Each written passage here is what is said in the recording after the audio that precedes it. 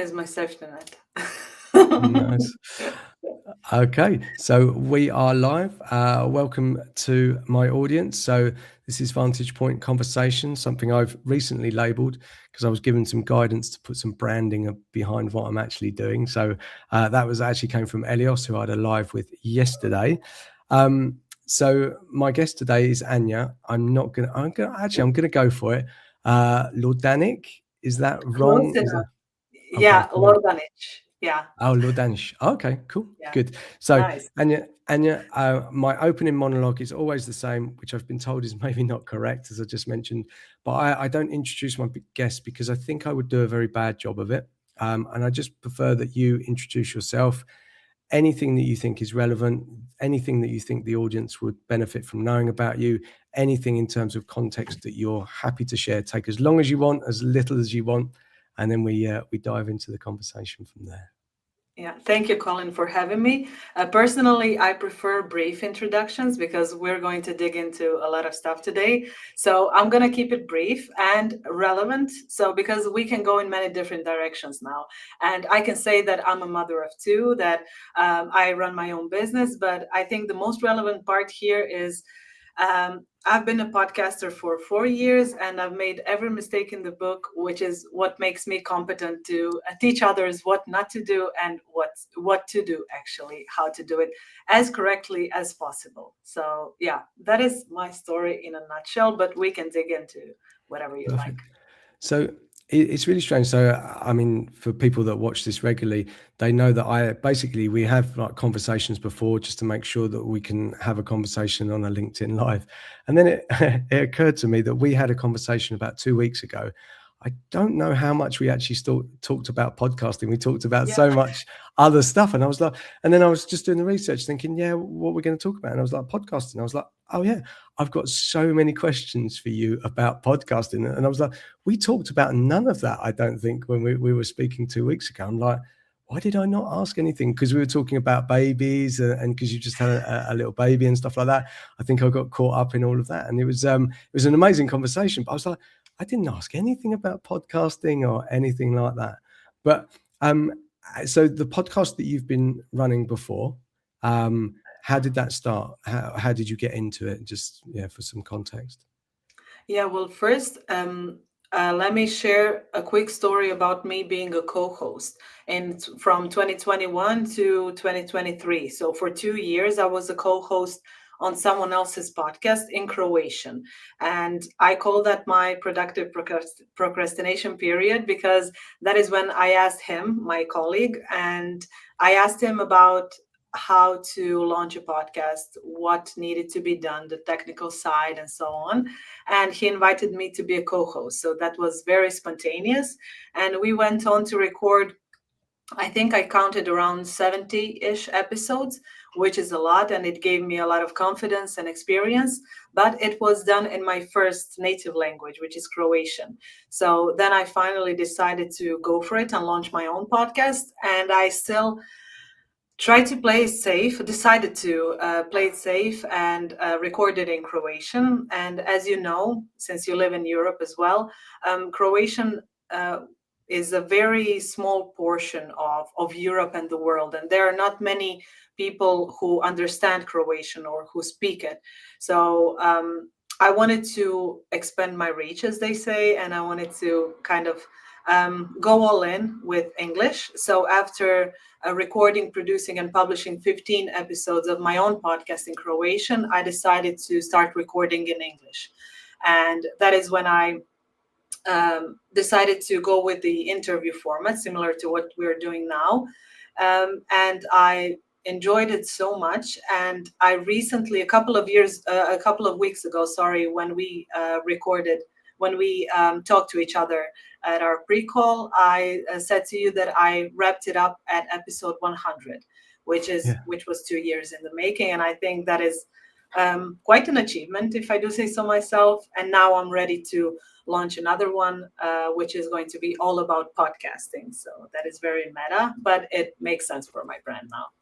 Yeah, there's so many questions to ask you about podcasting because it's strange. So I kind of fell into doing these LinkedIn lives, and basically I was doing a marketing course, and I was trying to start a business of being a consultant, helping leaders connect with their people. And the marketing course that I was on at the time suggested that to do LinkedIn lives, they said do one a week, go live with a guest or on your own and share some value, with the idea that at the end or during the middle, you could then sort of suggest, I've got this course or this product or service. If you want to know more or whatever, then you can just reach out to me. And it's about giving value, but being quite visible. Anyway, the product that I was trying to sell just didn't land. I don't know if it was the way that I was selling it, but at the time I had this, there was someone else on the course, and I think she was a bit nervous about being on video. And I said, well, I'll just interview you. I for some reason, I don't mind seeing myself on video. It's not the worst thing. I know a lot of people hate it. But yeah, we just did it, and we did it for half an hour. And it was strange because the interview wasn't really structured in any way, but the guest, she said, felt very comfortable, and she was nervous before, but I seemed to be able to make her feel quite comfortable. And so I was like, yeah, I just like doing it. So I fell into doing these lives. And through frustration, I basically gave up the idea of being this consultant and just said, I'm just going to have these conversations online, and I'm going to do 2 a week. And that was the commitment to myself, to nobody else. And then, strangely enough, everything fell into place from there. I started connecting with people on LinkedIn, and just inviting people, because I was worried about rejection most of my life. But strangely enough, when I just said, do you want to have a conversation, people were willing to come and have this conversation. I was like, okay. And I was like, who am I to do this and have these conversations? And it was amazing. And it just, because I think for me, I dislike the selling part of things. I didn't want to sell anything, and that felt quite icky for me to sort of do that. But having conversations and just, understanding and being curious, asking questions just seemed to flow quite easily for me. And then along the way, a lot of people have called this a podcast, and I'm like, is it a podcast? And I was like, I don't know. I don't know if so. It's actually a question I want to ask you. Is there, for podcast, is there a determined format? Because you talked about audio a minute ago, and obviously this is on video, and I stream it to LinkedIn, YouTube, and Instagram. But is there an official term for podcasting? Is there a certain way of doing it? Well, podcasts now podcasting can take on many different forms, and I think it's a more of a loose term than it was before. But when someone mentions podcasting, to me, it's an audio medium, and which is published on Spotify and Apple Podcasts, which is an audio format only. But there are so many podcasts now on YouTube or on LinkedIn. We are actually recording a conversation now, and nobody has to watch us have this conversation. They can listen in and do something else entirely, which is how most people listen to podcasts anyway, while they're at the gym, walking their dog, cooking, or doing something else. So podcasting for me is an audio medium. But for someone else, I see some friends asking me about podcasting in such a way that, where can I find this on YouTube? What do I search for in YouTube? And I'm like, I'm not on YouTube at all. So yeah, it probably depends. If you ask 10 people, you'll probably get 10 answers. Yeah, it's strange because I only put these onto YouTube because I thought I was having one conversation, and I use this StreamYard platform to do this. It was recommended to me, so I did it. And then I thought, well, I'm going to do this for a year. I'd committed to myself to do it for a year, and I thought, right, I'm going to pay for the I think it was like the medium package or whatever, streams to 3 locations. I had a YouTube channel, but I created one dedicated for it. But I knew my LinkedIn was always my primary goal for it to go to. And I thought, well, yeah, just one conversation, you can actually stream it to different places. And I'm so new to all of this, and I realized that different platforms have different reaches, different uses, how people sort of engage with it. And So whilst I've seen that for me, LinkedIn was my primary goal, that's where all the advertisement, etc., comes from. The problem often comes when people want to rewatch things, because you go on LinkedIn, it might be in a feed, your phone switches off, then you open up the app again and it's disappeared, and you've got Yeah. almost no way of kind of tracing it back, and you've got to kind of dig to get it. And for YouTube, it's just like, well, I can send you a link, you can go and watch it, pause it, come back to it whenever you want. So it's strange.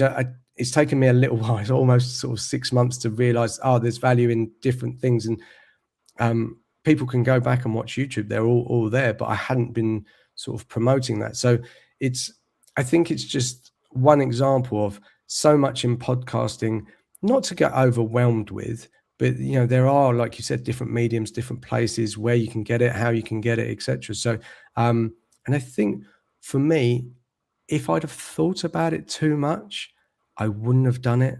I think this is one of those things that in my life, when I get overwhelmed and I go, oh, I should have this, it's got to be perfect, etc. It's not going to be perfect. Just do it and figure it out. Yeah, and I've just kind of gone along with it. And so I've done, I think it's about nearly 30 of these so far. And I'm like, I wish I'd have known that at the beginning or done that. But you go, but if you did know it, you probably wouldn't have even started. And I think that's, we can talk about it, because when I first started thinking about it, I know on your LinkedIn, you said that people think the market is saturated. And I kind of felt the same thing. So I think I lent into the LinkedIn lives because I thought that's another direction that people aren't actually going in. But I realized it's not that saturated. It's okay, and just get started and just figure it out as you go along. Is that your experience as well? Exactly my experience. And this is why I said on purpose that I made every mistake in the book, which is actually not true, because those quote unquote mistakes allowed me to learn faster by taking action. And I just want to take a moment to comment on this like oversaturated market part, because whenever you start doing something, or when you pursue something, or when you buy a new car, that is when you start noticing the same car. And when you start doing LinkedIn lives, it probably seems as if everyone is doing them because you're paying attention to that, but you're still in the minority. And when I launched my podcast, whatever version of it, I was still in the minority. But I started exploring what others were doing. And then I realized, wow, there are so many podcasters out there. But compared to YouTube or, I don't know, LinkedIn or Facebook users, we were still in the minority. So I think it's all a matter of perception. And as I said, when you buy a new car, you start noticing the same car, like going around, wow, is everyone buying the same car this month? But that is actually just your perception and your vision of the world, right? Yeah. And so when you first started, so your decision to do audio, it was based on what? You didn't want to be on video, or the equipment you had, or so I know we talked about it just before going live. Some people have some nice studios, etc. What was the reason for audio for you?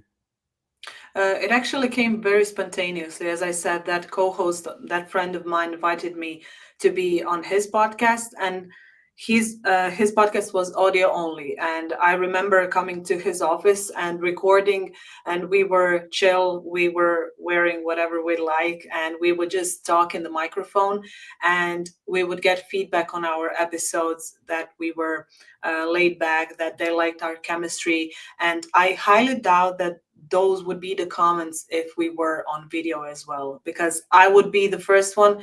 I'm not saying that I'm different now compared to when I record without video, but I am conscious of a couple of things that I don't care about when I'm recording audio. So I really like that laid back vibe, and it allowed me to be more of myself than if I were to introduce another aspect, or if I were to be recorded for national TV, because we were actually recorded by a production team from Croatian national TV. And I remember that entire morning, I felt self-conscious. Like, is this going to look okay? A lot of people are going to hear and see us. While the day before, we recorded our podcast episode like business as usual, you know. So I think it comes through in your voice and your attitude. This is why I love audio so much. Yeah, it's actually very strange. So I've talked about this before. So I always saw myself as maybe a bit of an ugly duckling in terms of when I was a kid, and I remember listening to my voice. I played. I think I might have even mentioned it to you in our conversation before. I played my voice back on a tape recorder when I was very young, and I sounded very squeaky like a mouse. So for the longest time, I had this insecurity of sounding like a baby or a very squeaky voice, and I wasn't very good looking as a kid, and I had all, you know, sort of spots and acne, and so I had a load of insecurities that kind of brought with me. And over, I don't know, the last 15 years, I've kind of just been comfortable with what I look like. And so because of all those insecurities have gone away, when it came to video, I wasn't actually as afraid as many other people are. And that I didn't see that as an edge, but I'm aware previously how I would always focus on the insecurities rather than what I was thinking, and you know, trying to just bring ideas and concepts together. I was distracted by what I looked, or maybe that I sounded terrible. And as soon as I've got rid of that, it's allowed me to be free and be more authentic. And yeah, I kind of show up as I am. You know, I'm wearing the t-shirt, Right. but I can really understand that, you know, if you're not comfortable with video, you know, I think podcasting, putting yourself out on video, all of this is actually very good. And we talked about it before, because one of the reasons I think I'm doing so well is that I think people really want that human connection now. They want to see that it's a human, it's not AI, it's not faked, it's not anything like that. And that comes with its own challenges, as in this is unscripted. I don't really have a lot of questions. I have an idea of where we're going to talk about. But all of that, again, can be very overwhelming. And I really think there is benefit for people putting themselves out there on podcasts and video, etc., because I think that builds trust and builds connection. And I think I know you focus on solopreneurs, and you say it's a very good thing for people and they should do podcasting. I think, like most things, when the world seems very overwhelming, it's just about doing the smallest step that you can towards it, rather than overwhelm yourself. Because if you go extreme and, you know, your heart is racing at like 100 miles an hour through an hours long episode, you're going to feel pretty tired, unless that's your energy level anyway. But if you do it in a way, and like you described it, when you turned up and you were chill and you were, you know, sort of wearing the clothes that you liked, and you didn't think of that, it becomes a much more fun exercise. So I can understand jumping into the world is a big deal, but try and make it as small as possible, and it's not such a big jump. Does that make sense, how I've explained that? You described it perfectly, and you're actually, I think, the exception, because you wanted to create the least friction possible, remove the friction, I should say, and you jumped into LinkedIn Lives, which is not what many people would do. So I actually commend you for that, because that is not something I would do. This is me getting out of my comfort zone, because I have recorded many interviews before, but I would edit them afterward, not necessarily polish them to perfection, because I don't want that. But I would, from our conversation, like the past 20 minutes, I would probably edit out some of my parts, you know, something that the words I stumbled over and so on. But I just wanted to mention something briefly about insecurities and ask you something, because I think it is so interesting to see when we start talking about our own insecurities, other people don't even notice them. You realize that later once you address them. You keep talking about, I don't know, your appearance. I keep talking about my accent, about me not being a native speaker and stumbling over my words. But people who are listening to us right now probably haven't even noticed any of that. because they came here for us, the advice, to be entertained, or just to learn something new. So I wanted to ask you how you got over that insecurity, because you said I got rid of that and then I was able to move on. But how did you get rid of it? So that's quite a loaded question, because there's probably a hell of a lot in there. I think I've just become more comfortable with myself over time. I actually did therapy, not about being on video, but just in my life. And I realized that I was carrying insecurities that were no longer serving me. So I've done a lot of work in the background many years ago. So I'd say about 10 years ago. I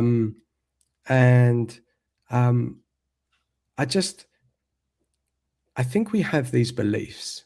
So I'll give you a prime example. So not necessarily about myself. I'm not trying to deflect, but it's easier for me to give an example. I have come across many people, and you are actually you're a prime example for me. So you're going to say to me that you're maybe a bit insecure about being on video. I see it the other way. I go, wow, this is amazing. You know, English is not your mother tongue, but like amazing. So, audio is absolutely perfect, but actually you come across so well. And whenever I've seen someone and they're insecure about being on video, there are certain people that are an absolute nervous wreck about being on video, and it's just honestly that if the world could open up and swallow them up, they would like to be that way. But in my experience, most of the time that I've come across people that have said that to me, they are really good on camera, really good. And you know what? At the end of it, I say to them and I look them in the eye and I say that they're really good. And it's like this. And basically, it shatters a belief that they had about themselves. And they're like, huh? And it's so shocking for them to go, what? And then they go, oh, maybe. And it starts to re-question that belief that a story someone told them, or they've seen themselves on camera or something like that. And it's enough to go, oh. And I've seen it multiple times, not just doing these LinkedIn Lives, but in other things, when I've said, look, you're amazing on camera. And they've gone, what? And then they've embraced it. And when they've embraced it, they're amazing. I'm like, I would absolutely listen to you. And I'm not lying. It's what I see. And it's just about that belief. And I think, so just to bring it back to me, I had all these insecurities. And then I think one of the biggest hurdles that I had, I wanted to start a business. So years ago, I tried to record myself on YouTube, and I did this video. And I played it back the other day. I found it. And this is going back 8 years. And I was recording it from my computer miles away. You couldn't really see my voice. It was in this flat. It was not this flat, but and the background was terrible. There was a radiator. It was really boring, plain sort of cream background, no nothing. And I was like, and at the time, I was under the perception that if I recorded this, put it out to YouTube, everyone was going to come flooding towards me. And they'll want what I was talking about.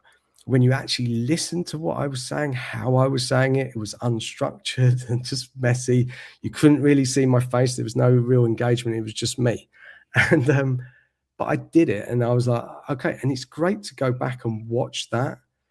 It might make you feel a little bit like, oh, that's not great. But the reality is you can see that how you progress over time. And now I just become comfortable in doing it. I actually really like it. It's a bit, I can't quite describe it. I quite like talking, and I quite like being on video. It's not like I know it sounds quite narcissistical, and I don't mean it that way. I'm just okay with it. And being okay is almost, the best thing, because you're not that self-conscious about it. I mean, I'll look at myself and see, oh, is everything okay? But, I'm just okay. And then I just get on with stuff.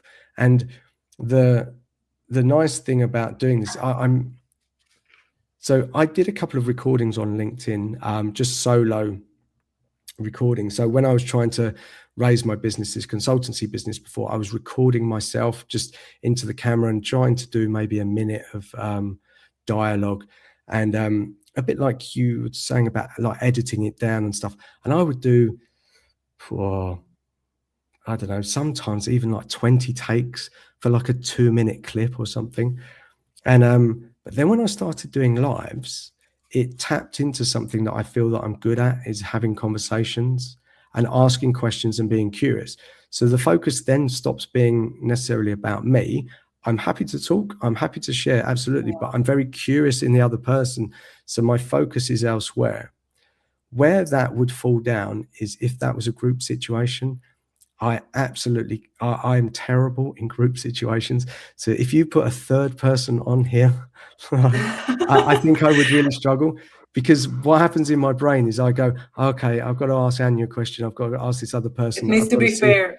Yeah. And I'm like, and so my that insecurity comes from somewhere else. So I think it's, again, just comes back to this idea, this concept of the format that suits you. And if you feel comfortable in that, you're going to lean into it more. If it's too wildly scary, and there's no excitement in it, I think, I don't know that you're going to, like you say, this friction, all these things to set up. If it's too tech heavy, if it, you've got to set up a studio, etc., a load of, things in the way, you're going to do it less. Because it's already maybe hard enough, and then you've got to think about all these things. So for me, it's just making it as simple and frictionless as possible. And I think starting that, knowing that it won't be perfect. And I want to say the word perfect because I would suggest that's where a lot of people also fall down. Is that your experience? Do people not start because they want it to be perfect in the beginning? Yeah, and I think exactly as you said, you need to find your format and do it in a way that makes you feel good and a bit nerve-wracking, a bit exciting, because when I was a co-host, bringing it back to my example, just to show people what you can do if you're not ready to take the plunge yourself. So when I was a co-host, I was taken under someone else's wing. I wasn't the one, like the main character. We were like equals, but it was his show and he would do the editing, he would invite the guests and so on. So that was, he kind of alleviated the pressure off of me. And when I started recording for the first time on my podcast in English, this is actually a trick I did. I started recording interviews in English because I didn't want to be the star of the show in a language that is not mine. And then I progressed like step by step. And now I'm completely ready and comfortable to record solo episodes in English. And it is still not perfect, as you said. There will be no end points in this, but you need to be, I would say, bold and brave enough just to step a bit out of your comfort zone, at least with one foot. And then that way you will see the progress, especially when you look back 6 months or 12 months in the past. You will realize that you did a great thing, you took action, you were in motion, and you weren't thinking about how to make it perfect, because who knows what would happen, what would make this show of yours or my new podcast perfect. I don't even know unless I give it a go. So I think there is something very comforting about people not caring as much as you do. And we should all think about it in the best way possible. Like when you launch your show, no one but your parents or husband or partner cares as much as you do. So people will not come flocking over to your show, and that's a great thing. As Yes. much as we want to market it and attract great people, our clients, leads, and so on. I think we should take advantage of the fact that we're not celebrities. And that is Yeah. how we can get rid of our insecurities one day at a Yeah. time. It's a I, process. I think that's actually I sort of, it's very reminiscent of how I actually started, because I think, like you say, we think that we're going to put something out there and everyone's going to flood there. The reality is no one was watching. And it's one of those double-edged swords, because you go, well, why am I bothering if no one's watching? But at the same time, it takes a hell of a lot of the pressure off, and you just go, yeah, and then I mean, I don't know how many people actually watch this. And again, I think that's one of the challenges with LinkedIn. I invite a lot of people, but it's maybe not the right timing, or they're just not on LinkedIn at the time. So that's why I think YouTube is also quite handy for people to watch on the replay. But the reality is, when I started this, the first couple of conversations, I was like, I forget that there's maybe other people. I know Elios is on the comments, and thank you, Elios, for joining in. But the focus for me is the other person, and it's a conversation that I'm happy to have, and just go from there. And I kind of forget, and I know that's not necessarily ideal. I mean, Elios was telling me yesterday it's good to engage with your audience, etc. But the challenge for me, as I was explaining to him, is that I want to have as much engagement with the guest, and like here with you, and understand. And my brain kind of needs to stay on that track. And if I enter too many things in my mind, it sort of loses track, and I don't feel that I do as good a job as I could do.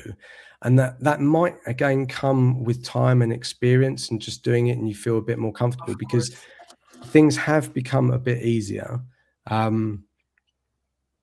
But I think you also have to trust in yourself as well. Just let go. And so I always explain this. I don't script this, and it's and I want to talk about editing, because that's actually quite an interesting part for me, because I've actually been told that I should reduce this down. So some people misunderstand this as in this is a podcast and it's edited and it goes out. That's not it. I click live and we go live. Whatever happens. There's no pause button. There's end, and that's it. And it's never really felt that scary for me, because I have an idea. We have this conversation beforehand, and I know enough about you and have enough questions or ideas of where we're going to go, without it being heavily scripted. But people have said to me, people's attention span is limited, and they've advised me to make the podcast like 20 minutes long. And whilst I agree and I understand the attention deficit that we all have, I have it.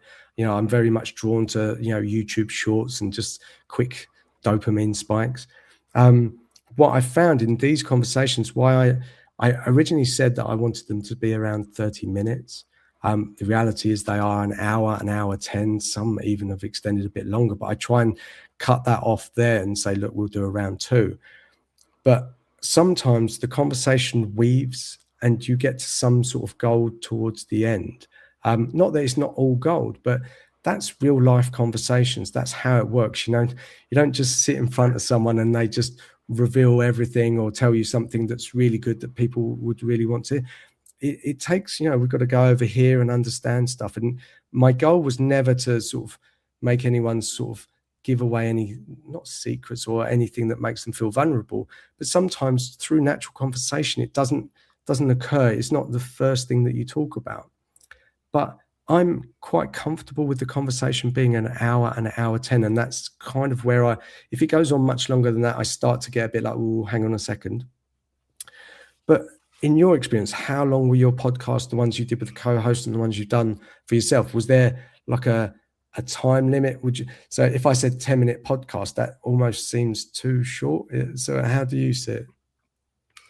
There are, again, so many ways I could go about this, because I agree with every standpoint and there are pros and cons to each. When I was a co-host, we would normally take around 45 to 50 minutes, and some of our I say solo episodes, but there were 2 of us. They would take longer than an hour depending on the topic and our banter, because it is different when you have 2 people. The chemistry is there. We sometimes would have a great day and record a 90-minute episode, and it was one of our favorites, so it is different. But when I would record solo episodes, they usually go about from 10 to 15 to 20 minutes. And I like that. And I have my own reasons for it. As I said, English is not my first language, and I tend to shorten my own kind of presentations and storytelling, because I still need to work on it, I feel. And when it comes to storytelling, I kind of don't want to bother people, but I realize when it comes to others, I'm really drawn to their stories. So that is something I'm openly admitting that I need to work on.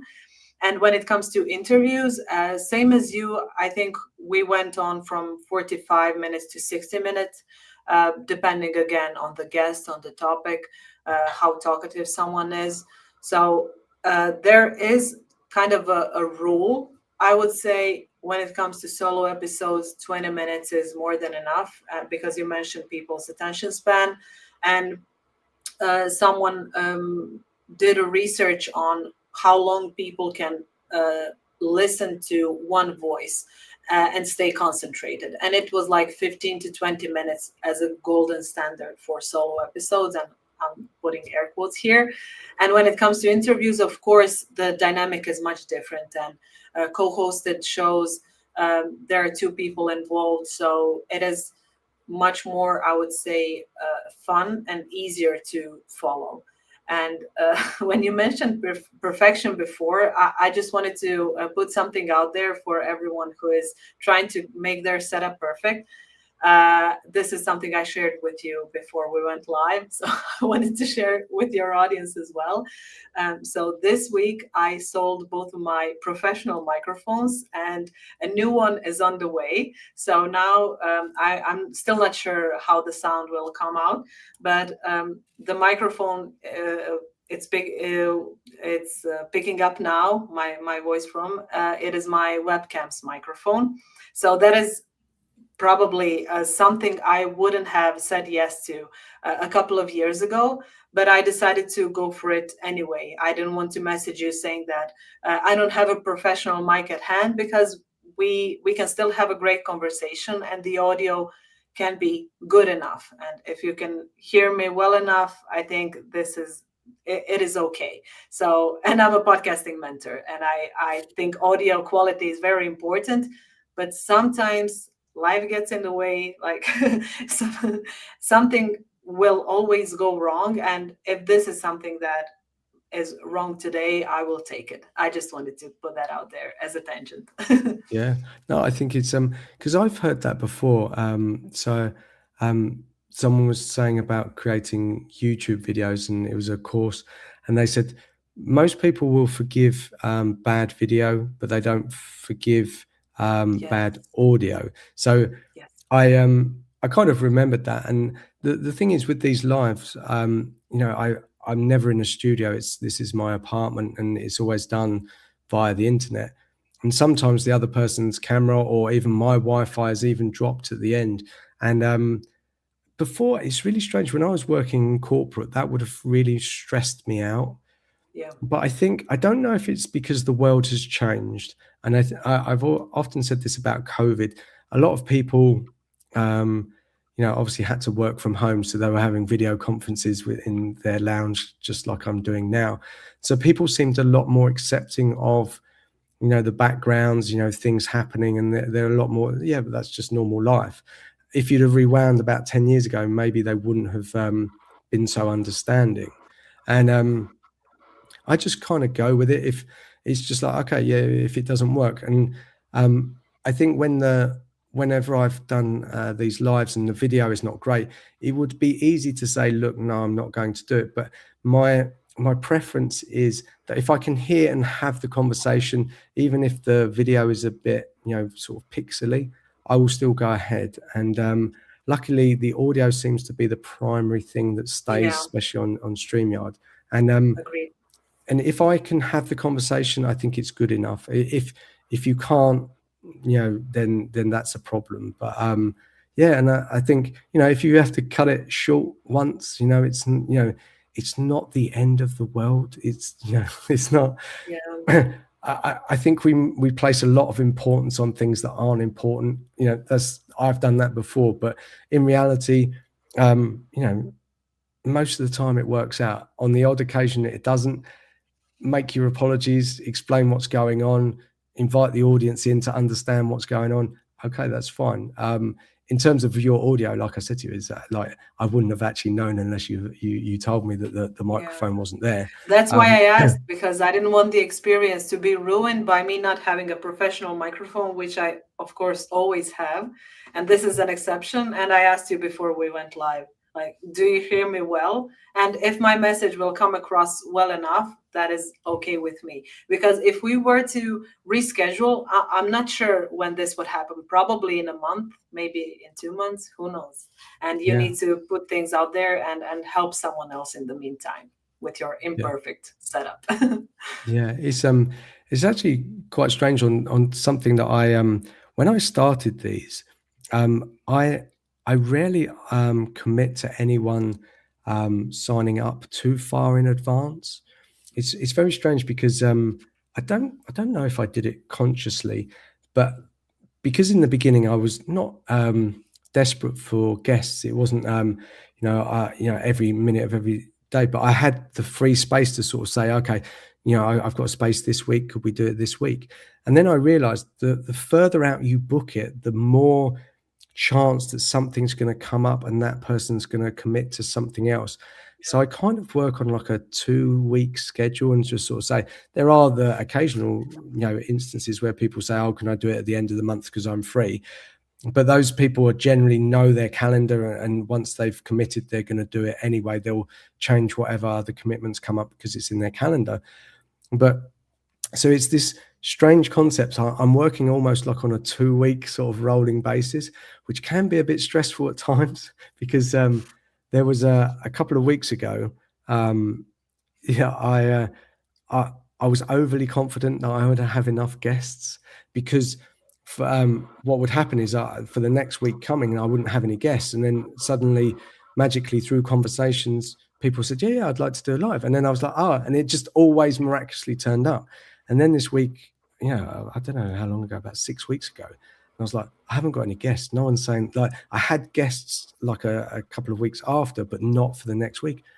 And I was like, oh, that's not good. And so I recorded 2 solo episodes, and that's hard work. Honestly, that's so much harder work for me to put it out there, and just talking and recording yourself. It's strange because I'm okay being on video, but it took a lot more energy for me because I know it really, really is. Yeah. And so I think now I've gone back to, okay, so you have to feed the machine. So so the way it works is I reach out to 20 new people every day on LinkedIn.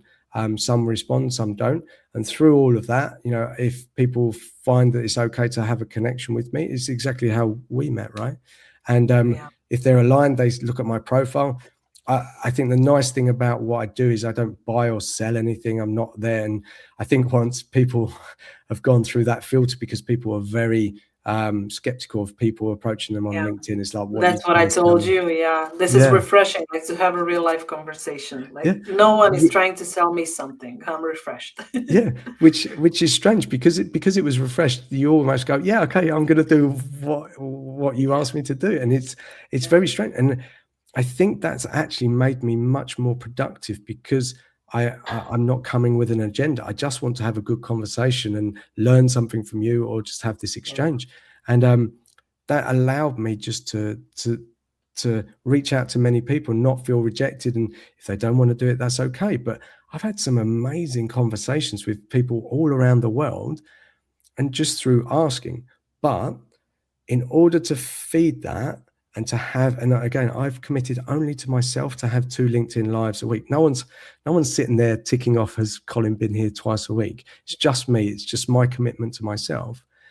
But unless you have that scheduling, that time, that work behind the scenes that people don't see, then the actual lives themselves don't work. And I've taken everything else away. I try and connect with people, have that conversation, which starts online via LinkedIn. Then I invite people to have a conversation to see if they're comfortable enough to have a conversation for an hour on live. And then we go that way.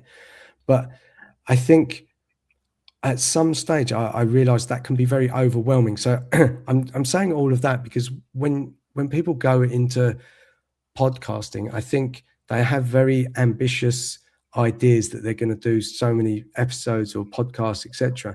And there's so much other stuff going on that they're also committing to. It does take time. It does take focus. And I think where I see a lot of people say they're doing podcasts, they did it for a short period and then they stopped. And Yeah. I feel that's because of overcommitment or just so many other things. I think it's aspirationally good, but the reality is they're doing too many things. Is that how you see it? Yeah, they underestimate the effort that needs to be put into the process.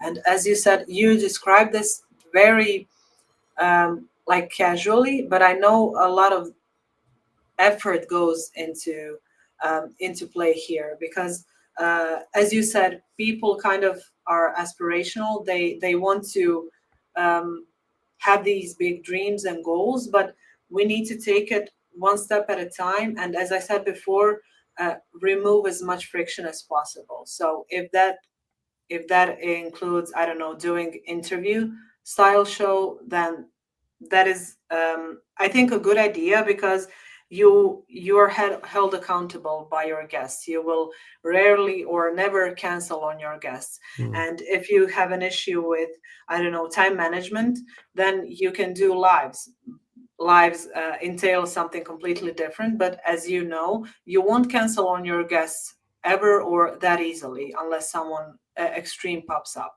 So know yourself, you know what they say, know thyself, and see what your schedule looks like, what your schedule allows for in the first place. That is what I say to my clients. We are working around you and your life and kind of trying to introduce podcasting into your life as seamlessly as possible so that you don't feel overwhelmed each time you need to record. So there are so many things you can do. You can record episodes with a co-host, so you're keeping each other accountable. You can do an interview show. You can do a solo show by recording 4 episodes at a time. You can batch record, and then you have a month's worth of episodes ready to go. If you feel self-conscious about going on video, you can record an audio-only podcast. And I know everyone is saying you need to be on YouTube, you need to record videos to create that know, like, and trust factor. All of that is true, but if that is holding you back from kind of taking any kind of action, then it is better to do audio only than not to do anything at all.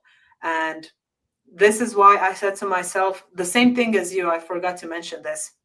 I want to record episodes each week for a year and see what happens. This is what you said to yourself. And I think a year is a great period to give yourself and to commit to it. And that's when what you said about people being overly ambitious.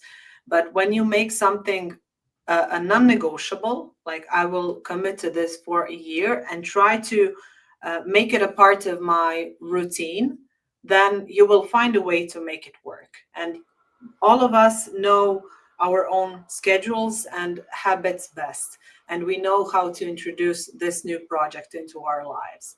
If someone were to tell me you need to write a book in the next year, of course, no one is forcing you to, but this is just an example.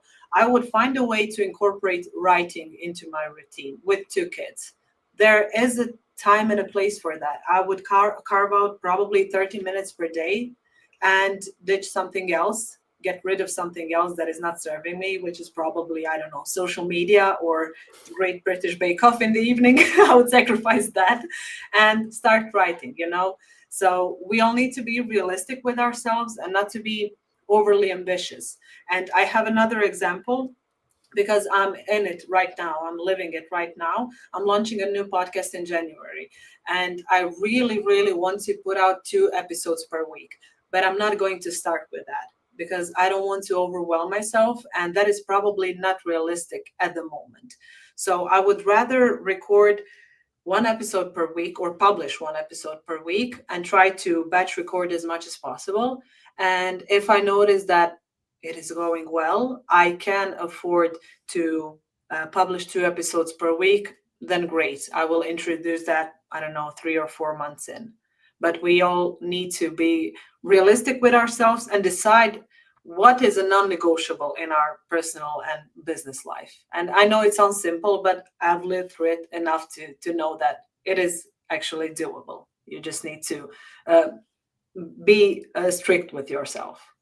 Yeah, I think we put excuses in the way oftentimes, and I think if we can look at our lives and sort of say, yeah, I don't have time for this. Just actually look what you're doing during the day. And your prime example of social media, I'm trying to avoid social media, but I go and check my phone, and you go, oh, that's 5-10 minutes gone. This is, and you have to be ruthless with yourself, but it is of benefit for you. And I think it's if you Well want said. it. Well said. Ruthless to yourself, but it's a benefit to yourself. Yeah. Yeah, but if you want it that much, then you have to make that a priority. And I think your example. There's probably a lot of people watching it that have kids. You have 2 kids, and one of them, Eva's, you said, is 3 years old, 3 months now, 3-4 months. She's turning 4 months old. Yeah, 4 months. this Okay. week. And so that's a lot to go on. But you're still saying, okay, I'm going to do this podcast. You're committing to do it, and you'll find the time. And you will find it if it's that important to you. You just have to carve that out, and something else has to go. What I found in my life before is I was always adding to it, and so if I wanted to do meditation and I was doing journaling or something like that, I just layer on. And you go, well, no, pick one for now. You can always swap those over later on.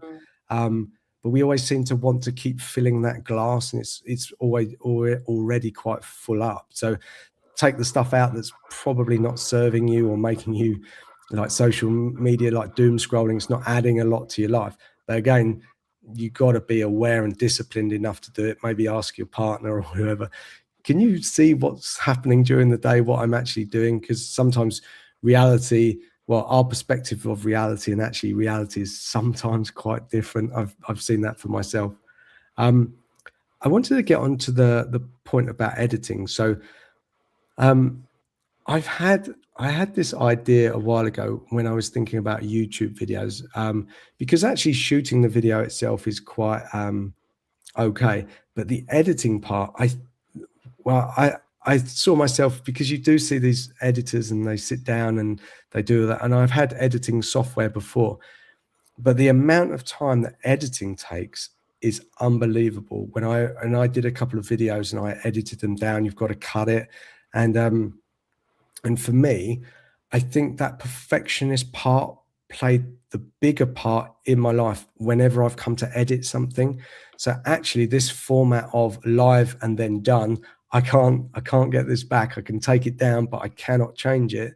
Actually works really well, because it's done and it is out there, and that's it. And I don't sit there and I don't really watch them back. I have a great conversation, follow up with the guests, and we talk, and the StreamYard does these really nice AI clips that I can release, and like these little shorts and stuff like that. But I don't spend any time in editing, and I think that really works for me. And you mentioned it earlier, when you were editing yourself, you would have cut maybe down to maybe like 5 minutes. And I think when it comes to editing ourselves, we're so critical that it's not good. And I think if you gave it to someone else, it would be easier. And I know there are these YouTube channels, etc., where they started out themselves, but then they gave the editing away to someone else that they found to help. But for me, I'm quite grateful I don't get into the editing side. But how does that work in your world? Are you saying, like, in proportion of the effort, would you say a lot is in the editing side for you? No, not really. When I mention editing, I mostly refer to those moments where I stumble over my words or something where I don't sound as good in English as I would like to, But I found a great trick, which might be helpful to people who want to record their podcasts not live, but record them and edit them. Whenever I record solo episodes, I try to make a list of questions as if I'm talking to someone, as if someone is asking me those questions, because that makes it much more natural. I'm just responding to those questions, and it comes out in audio, it comes out very naturally. And I'm not addressing it as such. I'm not saying like, oh, great question, thank you for asking. I'm just pretending I'm answering the question someone else is asking me. So this is great because that way you can think of something someone else would ask and want to find out from you in your solo episode. And the second benefit is you sound natural while recording. This is something that helps me. But of course, if you're a native speaker, maybe if I were to record my podcast in Croatian, I wouldn't have the need to do that. But this way, I need to kind of hack my way into recording to reduce the editing time so that I, again, have as frictionless of a process as possible. I hope that this makes sense to you. It's a great tip. Do you actually read the question out, or you just have it in front of you to read it and then you I just consider have it? it in front of me. Yeah. Okay. I just have it in Okay. front of me. Or I state it as a fact. Like I'm not asking it as a question. I'm just saying the sentence like as if it's not a question, you know. Okay, that's interesting. But that's the thing. There's so many tips and tricks, and I wouldn't have known to do that. But that's quite a powerful thing. It seems quite simplistic, but probably something that Yeah. we would overlook, right? And I It's think like an interview. yeah, and you're interviewing yourself, and it's because when I've recorded myself, I've put like bullet points. And then Yep. because you've got bullet points, you have to think about it and go. But if you've structured the question, you've already thought about it. And then, yeah, it's genius. I love it. It's an open-ended question, actually. Same as with Yeah. you. You ask me a question and I'm answering it, and I'm not like thinking about how I will answer it. I can go on a few tangents and tell a few stories, but we have this open-ended question. So yeah, and you have a couple of them, and there you have your like 15-minute solo episode. Yeah. I'm now thinking back to when I've done a couple of these solo episodes. It does feel odd when you're not with someone else. And Yeah. I'm just thinking, and even when I kind of watched a bit of it back, and I was a bit like, oh, it feels like not false, but just not as natural as this sort of dialogue, this flow, and this interaction between someone. So, yeah, I'm gonna if I have to do a solo episode, I'm definitely doing that. So, Yeah, I can send over some questions. You can send some of us like the topic and what would you like to have answered. So you're just answering audience's questions. It's very simple. Nice. I'm interested on timing. So, technology. I think. I don't know which would you. I mean, I'm conscious of time. I think we can easily go over the hour, and we'll probably have to cut it off an hour 10. But technology. I mean, we talked about microphones, and there's so many microphones out there, and you can spend a lot of money on technology. And again, that's sometimes an excuse why people don't start, and they go, oh, what? Like, so if you go on Amazon, you can see like a million different microphones. And so I bought this one. I'll show it to the audience. This is the Rode, and I got recommended ages ago, and I think it's about 150, 200 euros or something like that. I actually had it for a course that I was doing years ago, and so I already had it. But sometimes, like, you see these professional microphones and everything like that, and they cost a lot of money, especially like the arms and everything. And then you go, well, if you're just starting up, do you actually need that? And so, but we said audio is an important part. Do you have any preference? Obviously, you're ordering a new microphone. Do you have any advice or guidance on the right microphone, or a sort of price limit, just for someone that's getting started? Well, again, I could spend 20 minutes answering this question, but I won't. So I will just quickly go through the process of me ordering this new microphone.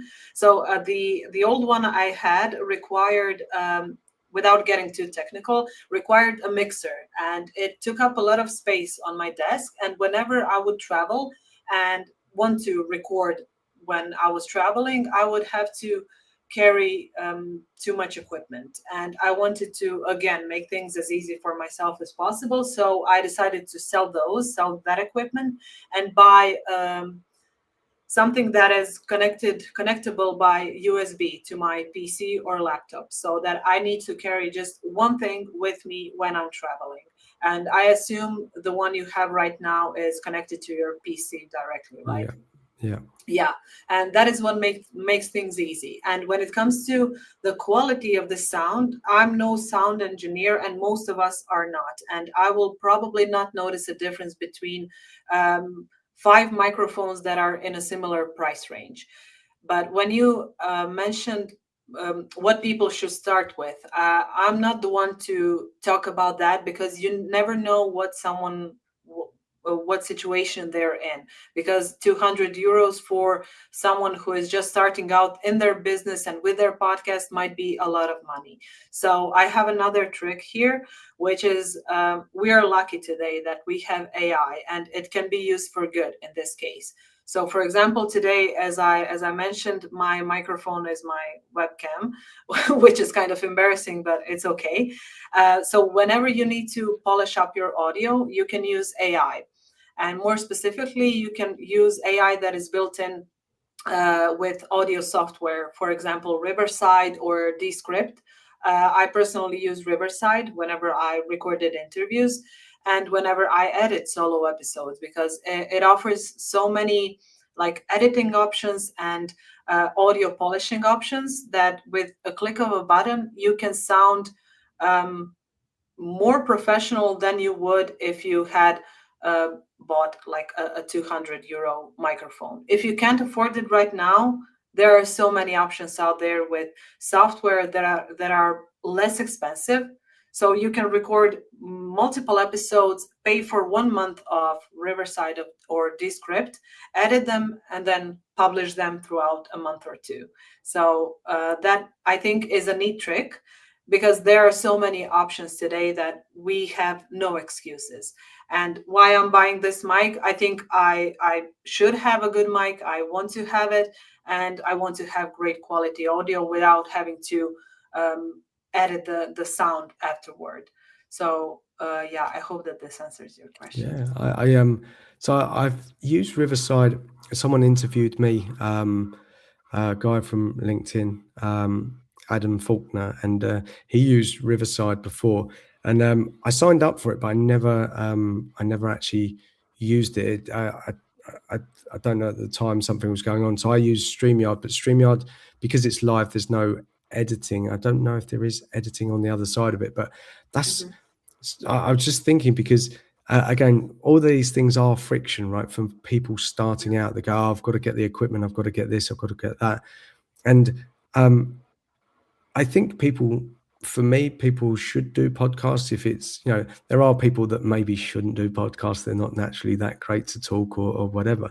But if you want to try it, I would encourage anyone to try it, because oftentimes it's a nice way to express what you're thinking. And we write a lot, and so I publish content pretty much daily.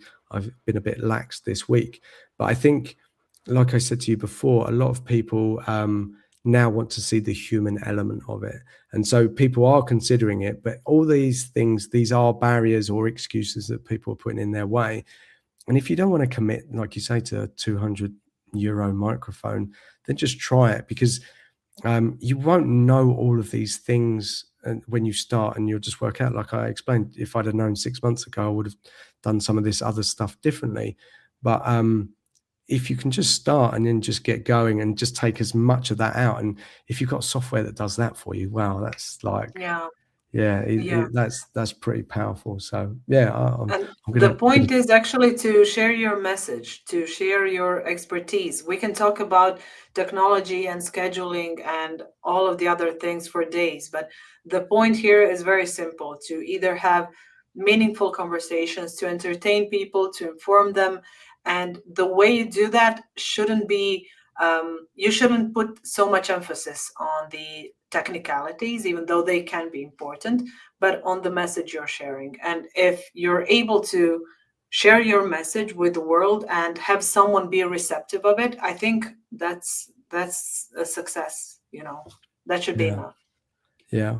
That actually leads me on. I think the last topic we'll talk about today, because we're going to that hour 10, but niching. So I think we actually maybe talked about this last time. So Yeah. I've done loads of different business courses. I've tried to start my own businesses. That sounds grander than it is. I never really got them off the ground. One thing that came up time and time again was niching. And I think there's so many different schools of thought when it comes to niching. And people have said to me, yeah, you need to niche down. You need to be niche, speak to this type of people, whatever the niche is, men, women, children, or whatever it is, but get as specific as possible of who you're talking to. And I've always really struggled with that, because I couldn't. I've gone so far to sort of say, oh, this is my, and people have told me to build like an avatar of the person that I'm speaking to, and it never worked. And I think for me, the niching was going too quickly before I even knew what I was doing. And doing these lives, when I started them, I didn't really know what I was going to talk about. I know that I like talking to people and having conversation. I'm very interested in business. But as this has evolved, it's not really about business. It's about humans and contact and different ways, learning everything. And I still can't wrap my head around what my niche is. And I don't know if it's going to reveal itself in the future or it should just be general. But I know people that when they niche in their business, they do very well because they're very targeted at speaking to the right people, and they say the words in the language of their prospective clients, etc. And I know that people said, yeah, it works really well. Every time I think that sometimes during these conversations, I found, I've had a lot of conversations around leadership, and I was like, oh, okay, maybe leadership is my thing. And then I'm like, oh no, but there's something over here. And I was talking about perimenopause with a lady in one of my earlier, and I was like, oh, that's cool. I'm very, and I'm like, that couldn't be too sort of different. I tried to tie it together. What's your thoughts about niching, and should you do it at the beginning? How does it work? What's your experience? Yeah, what's your take on the whole thing? First, let me ask you, are we talking about podcasting here or business in general? Let's stick with podcasting. Yeah. In that case, I think both are valid roads to take. But in my case, since I had also a general podcast, a general business podcast before, I can say that it was a great project, and I met, same as you, so many people one to one, and I consider some of them my friends, and we still talk. But I'm shining a light on them, which is great, which was the point. And I didn't have as much, or I didn't give myself enough time to share my expertise. So I would only record interview episodes, and they were about general topics. So who would actually be attracted to that podcast? Not many people would recognize themselves in my podcast as a whole. So what I'm saying here is they never knew what to expect week in, week out. They could rely on me to publish episodes, but they would never know whether I would have another podcaster, a graphic designer, a leadership expert, a communication coach. So it was all over the place in a good way because I enjoyed it. My guests had a great time. And then later on, I realized if I wanted to get business through my podcast, if I wanted to educate my prospective clients, and if I wanted to attract, as they say, if I wanted to work on inbound marketing, then I need to launch my own niche podcast and have solo episodes. That's the formula I found that that works for so many other people, because I tend to tune in to podcasts that are super niche. And I know I can expect, for example, email marketing topics from them each week. And that is why I tune in. So whenever people tune into, for example, general podcasts, is because they like the host. And it takes a lot of time to create that that kind of relationship with your audience with the general podcast. If your goal is to create a business or get leads or make money from your podcast. But if we're talking about something that is a hobby of yours, then by all means, having great conversations with people you meet, new people you meet through LinkedIn every week, that is completely fine. So it all depends on your goal. Yeah, brilliant. I've now got to go and so I'm self-funding this for a year, but at some point I need to turn it into a paying business. So you've given me something to go away and think about. So yeah, okay, fantastic. Yeah. I love that answer. But I think that's an amazing place to wrap up. I think there is so many more questions that I have for you. And I think it's such an interesting topic, and you know what you're talking about. And I think it's just it's lovely to actually interact with someone that actually understands, kind of what I've gone through, but can also give me tips. So it's been a bit of a selfish episode, really. I'm kind of just that's I'm why we taking a do lot of interviews. I understand completely. There's like satisfying our own curiosity, right? Yeah, exactly. Yeah, and yeah, so yeah, hopefully other people got value, but I Yeah. certainly have. It's been amazing. So you're going to record your own podcast, and that's starting in January. Yeah. Am I going to keep you accountable for that? And Yes, yeah. that's what I was gonna say. Like I'm announcing it publicly and to my peers and friends, and now I'm like, oh, I need to do it in January. That's why I'm planning on recording like the first few episodes now, just to like get the ball rolling in January. Yeah, it's I think when it comes to something froze. Oh really? 70 Okay. minutes in. Can you hear me now, or I don't know if it's something on my end, but can you hear? oh, I can hear you now. Okay, good. That's the beauty of live. Yeah. I think when it comes to recording stuff, when you say it in the new year, it's the same as New Year's resolutions. I think if you actually start the diet before Christmas and you go, I'm going to start afterwards. But if you can start it now, just do it. You'll learn, etc. But yeah, whatever way to motivate yourself to do something. Yeah. Okay, for today, that's it. Where should people come and find you? I obviously found you through LinkedIn. Is that the best place? Do you have a website? Yeah, Where let's would you connect like on LinkedIn. Let's keep it simple. Yeah, you can type in my name, but I assume that the links will be everywhere. So yeah, exactly. So I mean, this goes out live, but I'll repost it and mention you so people can find you a lot easier. But for today, this was amazing.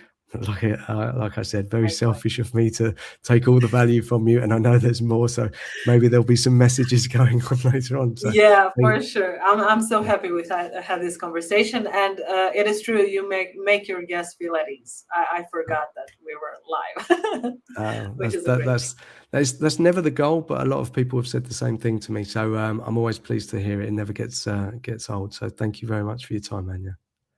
Thank you. All right, take care. Bye. See ya.